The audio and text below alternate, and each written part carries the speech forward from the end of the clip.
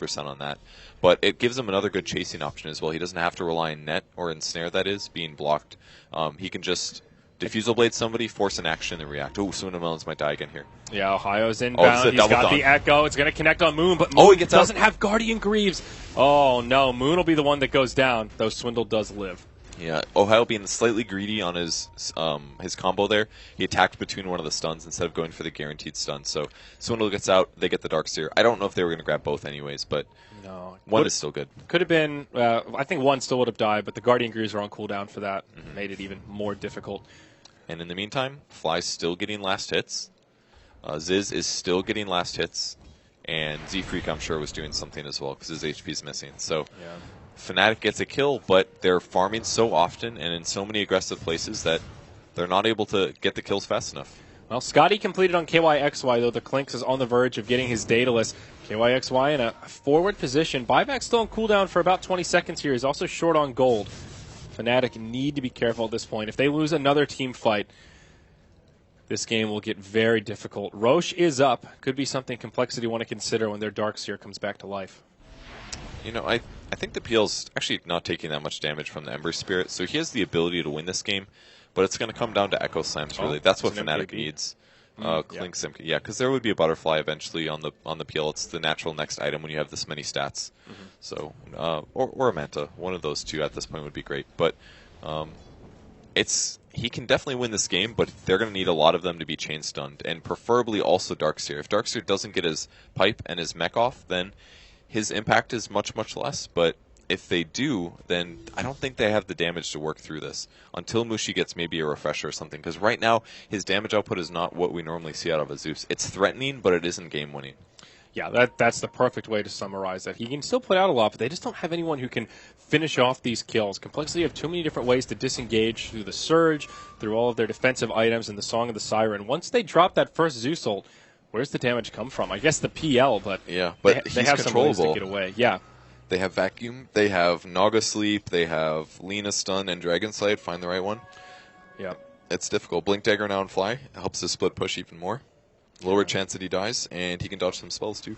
And now that Clinks, now that they have two Diffusals, really, Dazzle's life gets a lot more difficult. I feel like Clinks can start off these fights by just looking for the Dazzle, isolating him, and forcing him to either grave himself or just die. Either way, that's a victory for Complexity. Yeah, or Z-Freak can just find the Dazzle and keep him segmented by either by netting him or just Diffusal Blading him. If he's just limited on movement speed, he may not be in the grave position as well.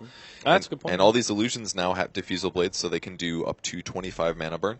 Not amazing for... Oh, they're going in. Here we go. Wall Vacuum on two. Catchy Kimba dies before he can grave. Johnny will mech, but I don't think that's going to do too much to keep him alive. Certainly not. Swindle gets a crit and finishes him off in stunning fashion. It really seems like Dazzle's worthless this game, honestly. Like, how many times is he just getting... Z-Freak gets a third gem. A third gem? He's got three of them. This guy's tricked out, man. He actually does have so many gems. They're just shutting down the Dazzle, and they're killing him in the first bit of time. Like, it's their organization. That's how you beat Dazzle, is having good teamwork. You have to focus the right people, and you have to initiate properly. And they've got enough Blink Daggers for it that they can always do a Vacuum into Lina Stun, and at that point, you've got kills. This guy is so farmed on Earthshaker. Whoa. Aghanim Scepter. Not an item you get to see picked up on Earthshaker too often. So every hero that gets hit by the Echo increases the Echo by 140 damage. So Z-Freak needs to be careful with his illusions. Yes, because it counts for every illusion now. They buffed that recently. Yep. So for every hero that gets hit, they're taking at least 410 magic damage. Every hero additional to that, an extra 140 that everyone takes. So if you do like a 3-man dunk, you're talking about like AoE 1000 damage before you even do Aftershock, Enchant Totem, or Fissure. So again, the team fight is here. Ohio's done great this game. They just need to find a grouped Complexity. It happened once in the last game versus C9. Will it happen again? Because if so, Fnatic can turn things around and potentially win this game. That's true. Though for Fnatic, their positioning needs to be spot on as well. Double Battle Fury now for Swindle Melon, so if they're not spread apart properly, they could just get crippled by a big Daedalus crit in the team fight. So positioning, always important at this stage in the game, now 40 minutes plus, but I feel like in this matchup, it's particularly important. It's the make it or break it for both these teams. Yeah, I agree entirely. Ember Spirit even maybe should pick up a... I don't know if BKB is the solution. Maybe just more HP would be better because their disable is a bit lacking. So he's actually going to find KYXY mid here, and they're fighting him. I can't believe he's here. Clinks is just blowing him up.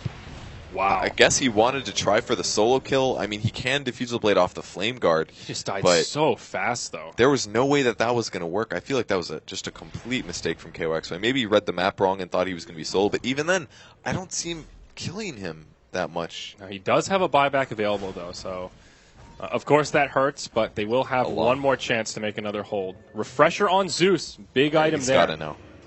Yeah, there it is. He had to buy all these other items, the Yules, the Ghost, the Blink, just to deal with the Clinks. Zeus is just not a good hero to have against the Clinks. Backdoor protection's been broken. Ziz goes in, pops the BKB. Ohio hops forward, but... Oh, he's used it already. Yeah, he hasn't used his ultimate yet. Ohio will be able to live through that initial bout of damage. Johnny just barely lives. Now they turn on to Ziz. Undying does end up falling. Ziz survives. Guardian Greaves are popped, as is the Song of the Siren.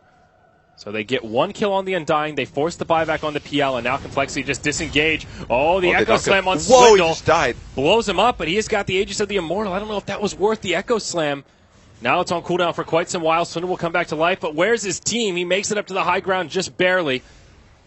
He has been ditched.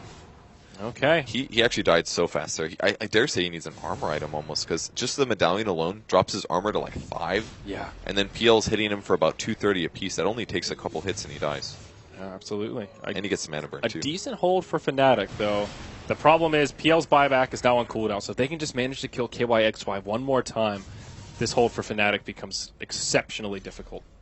Still 70 seconds before the Echo.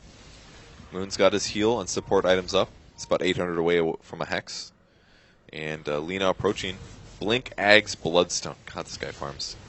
He really does. He's in trouble. He's got BKB, but they initiate him first. He pops in time. Oh, what a vacuum into the wall. Johnny tries to mech through it. KYXY in the front lines. Down comes the Tombstone, but Moon Meander in the front here for Complexity. They're doing some decent damage. One ult from Mushi doing some work. The Grave onto KYXY. He needs to be so careful here. They get the kill onto Clinks, but at what cost? Swindle looking for another slight. Can't quite get it. Forced to jump defensively. Buyback now on Ziz. He does not have BOT, so he's got to walk across the map to get back in here. The Tier 3 towers fall, and they've lost Undying. Ohio's gone in deep with the Grave just at the last second. KYXY low on HP as he pops out of the base. They're trying to turn on him. They get it with the slight. Oh, my. Saw that one coming, man. Looking bad for Fnatic. 3 in the Grave, no buyback, and I think Complexity have done it in Game 1 here, Purge. And Kesik by here is just going to get right-click down. He doesn't even have Grave mana, so he ends up going. And Mushi is low as well, and they've done it. That's Mega Creeps. Almost nothing Fnatic can do to defend. They had such a good defense there. Kept weaving in and out, picking off the low HP heroes, but yeah, that seems to be it. They did surprisingly well with that last hold. If that PL had another buyback, maybe, just maybe, they could have held that off and extended the game a little bit longer. But it wasn't just that last fight. Complexity were in control for this entire game. You look at the gold graph, it ends with a 30k net worth lead, but there was never a point in this game when Fnatic was truly ahead. The mid-game, they were on even footing, but they never really pulled away with much momentum. I mean, they won those first couple early mid-fights when they had, like, Undying, Zeus, all of that advantage. But once they got to the part where their items were really integral, I feel like the item choices on Mushi just set them too far behind. Like, he got that... Do you ever feel like he did that much this game? Like, obviously he had a huge impact in the laning stage, got tons of kills, but he translated into a Midas, and he eventually got the Ags with the Refresher, but just imagine if he had more HP, if he dodged a couple ganks from Clinks, got a fast Ghost Scepter, maybe, and then, because, like, Clinks' defusal was actually quite late. It was after the... Desolator, it was after the BKB, then he got a defusal. If he just got a Ghost Scepter right after like some HP items, like a Bloodstone, then Clinks wouldn't have been able to pick that up, because then he would have just completely got blown up to Zeus. He had to get BKB. So Zeus should have been able to recognize that he would have had that item advantage. Maybe the Ghost doesn't save him versus Lina and Ember Spirit, and that's why he grabbed it, because he was worried about the Naga Sleep setup. But I feel like Mushi's item build just really didn't give them what they needed this game, and because of it, they weren't relevant enough in the mid-game, and they started losing fights. Yeah, I would agree. And we talked about Complexity showing their diversity at the beginning of that draft, and their playstyle, they adjusted appropriately. We saw Fly do a completely different item build from the games prior, again, worked very well. And even though they lost a lot of those early skirmishes, they still kept their composure, they split the map, they farmed very effectively, and ultimately that's what kept them head above water during the mid-game. Yeah. So that's game number 1. Complexity on a hot streak today, boys. 3-0 so far. They've got one game left. We'll see how they fare against Fnatic coming up next. I'm Zayori. He's Purge. Stick around, folks, because we've got game 2 around the corner.